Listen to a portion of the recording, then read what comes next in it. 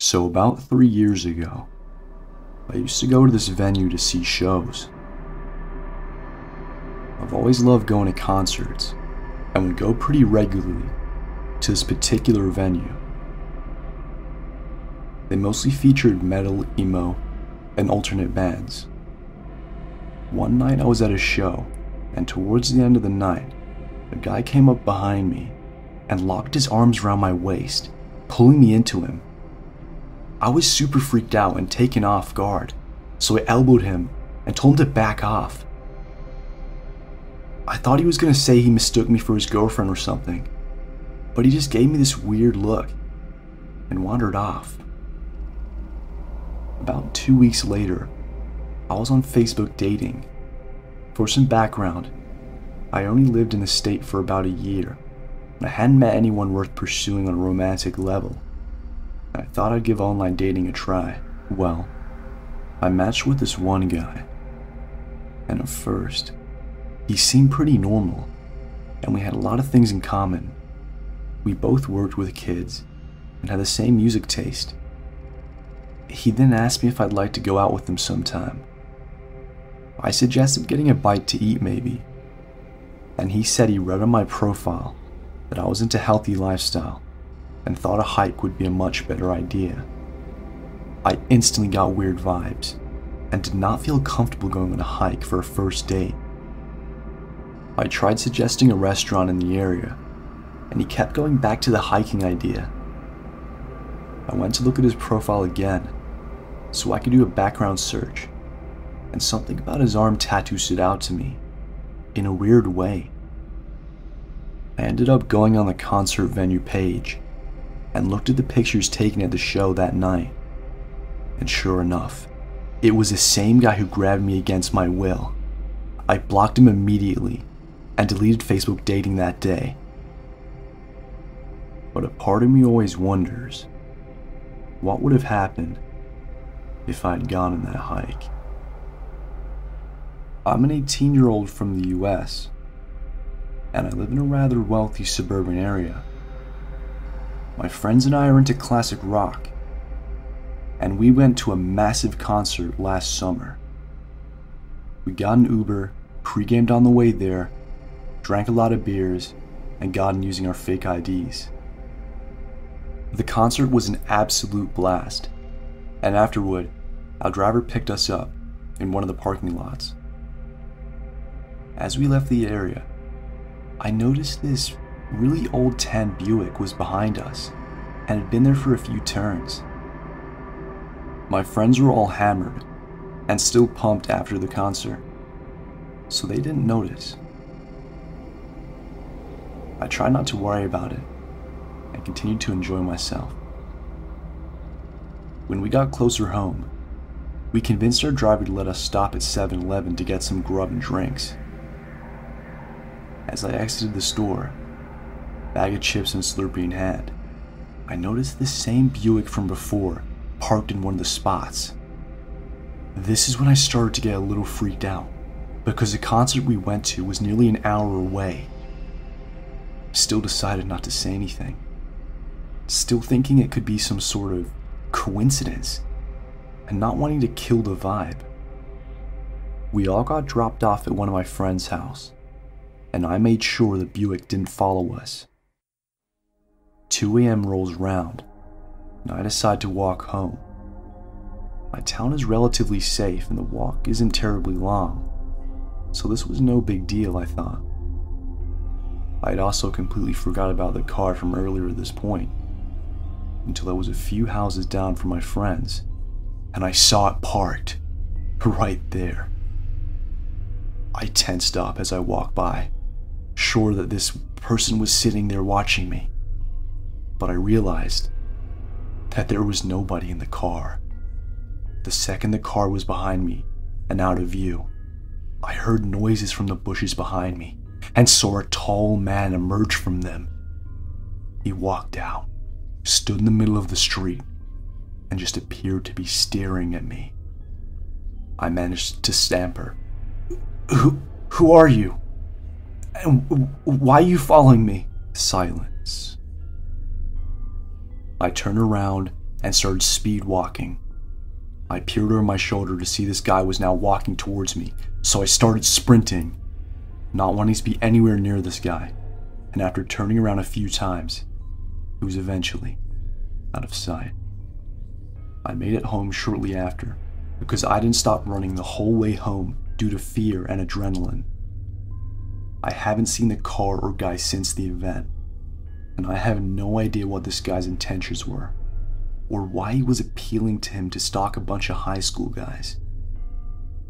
But I just hope I never see him again. This happened to me this past weekend at a music festival. I was working at the merch booth for a friend's company, and where the tent was located was a couple 100 yards from the left side of the stage by itself, in the back away from the crowd. Think of an amphitheater type of park with a field. So one of the headliners was playing, and I was all alone at the tent, guarding the portable cash register and merchandise, while everyone else was at the show or wandering around the venue by the beer and food tents. I sat in a lawn chair and would stand up to greet the occasional stoner or hippie couple that would walk up and ask about the merchandise for sale. It just turned dark, and a majority of concert goers were on the other side of the field or surrounding the stage. The music was loud, and as I tended the merch tent, this pale, skinny elderly man walked up, unusually tall, and I found it kind of odd to see an old man with jeans and a tucked-in white shirt and glasses alone at the mainstream music concert. He was an innocent-looking grandpa of a guy, maybe in his mid-60s. But the first thing I noticed halfway through my spiel about the merch and company was that the old man didn't blink at all. I mean, not once. It wouldn't be unusual for an elderly suburban man to be at a show, being the concert venue was in coastal Florida. But right off the bat, he didn't seem at all there. This is fine, I thought. As we age, we tend to change, so I try not to judge. So this man goes on talking about music and guitars. Regular music head stuff, nothing out of the ordinary. Then, he stops and says, "You have to see this video of me playing." I'm like, okay, whatever. Not like I have anything else to do but stand there. The strange man spent at least 5 minutes standing in front of the tent trying to find this video, until finally someone came up and I was able to walk away and speak to them. I know he's old, but who does that? 20 minutes went by and the man stood there a few feet away on his phone, looking for the same video. He eventually came back. I had almost forgotten about him, but at last he had said he found the video.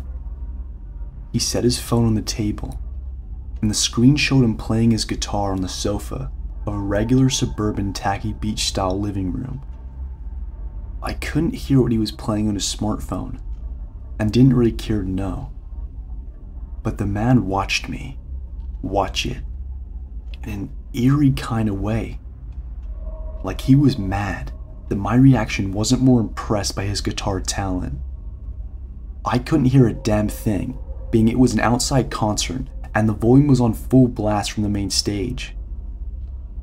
When I put the phone to my ear to try and at least hear what song he was playing, or even hear if he was any good, I noticed something I didn't expect to hear. It gave me chills to my core, and it hit the top of my toenails.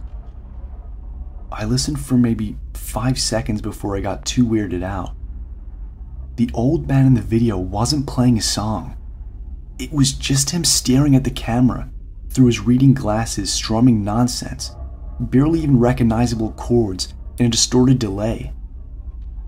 And from what it sounded like, there was 2 people screaming behind his guitar playing, as if they were behind the camera, as he watched them scream. It felt like something had crawled into my ear, and I rubbed it with my shoulder, handing the phone back to the guy. He just stood there and nodded at me, smiling. I said, "Nice," pretending like it was decent. Then, more people came up, and I started a conversation with them. I don't know if what I heard was real, a hoax, or a trick in my ears, but I just hope that what I heard was fake. This happened about 4 years ago, but it still creeps me out to this day. I'm a male, and I was 20 years old when this happened. I went to a concert with my girlfriend at the time and her 2 friends. One was a male, one was a female. We were all the same age. The concert was a rock band, and the venue was about an hour from where we lived. The venue had an upstairs and a downstairs. The upstairs was a pizza shop, and the downstairs was where the show actually took place. You have to pass security with a ticket to get downstairs. Me and my friends were smokers at the time. You had to walk up the stairs and go outside if you wanted to smoke, so that's what we did. While we were outside, we were smoking and talking, when a man, maybe in his late 40s, walked up from out of nowhere, wearing dirty clothes and carrying a duffel bag. It was a black duffel bag, and it looked quite large. He decided to join in our conversation and says, "Where are you guys headed?" We look confused because some random guy just starts butting into our conversation and starts asking us personal questions. I said, "What was that?" He said, "Where are you guys headed? I just got out of jail, and I need a ride." I immediately felt unsafe, and he was staring at me with this look that made me feel so uncomfortable. I said, "We don't live near here. We live about an hour away." He responds with, "That works for me. Where's your car at?" We didn't say anything and quickly ran back inside and down the stairs. I assumed we'd be safe because of the security. We met up with more friends in the venue and talked about this creepy guy with them. I turned around, and the guy had followed us in the building and was just staring at us. I wondered how he got past security, but then I noticed that once the show starts, security doesn't guard the door anymore. The guy just followed right down the stairs. I quickly spotted a security guard and told him that this guy just followed us in from outside. The security guard approached him and started talking to him. When he came back over to me, he said, "The guy told us that he's here with his daughter and that she's up at the front enjoying the show." I immediately knew that that was a complete lie, because only a few minutes ago, he had told me he had just got out of jail. Anyway, me and my friends decided the best thing to do was to leave, fast, and that's what we did. I know that guy was planning something sinister, and I don't want to know what he had in that duffel bag, but I'm just glad I never